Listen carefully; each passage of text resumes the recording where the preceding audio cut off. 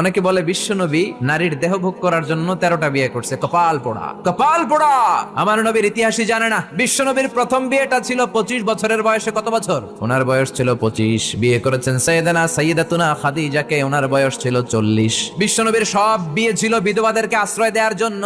একটা মাত্র বিয়ে ছাড়া, সেটাও আকাশের উপর থেকে বিয়ে পড়িয়েছে কে? জান্নাতি রেশমের কাপড়ের মধ্যে আয়েশার চেহারা এনে জিব্রাইল বললেন, মেয়েটারে কেমন লাগে? নবী বললেন, ভালো লাগে। তার এক সপ্তাহ পরে আবার ছবি এনে বললেন, ও নবী, আবু বকরের মেয়ে, আল্লাহ সরাসরি বিয়ের প্রস্তাব পাঠিয়েছেন। বিশ্বনবী বললেন, জিব্রাইল, তুমি যদি বিয়ের ঘটক হও, আল্লাহ যদি হয় কাজী, আমি মুহাম্মদ রাজি।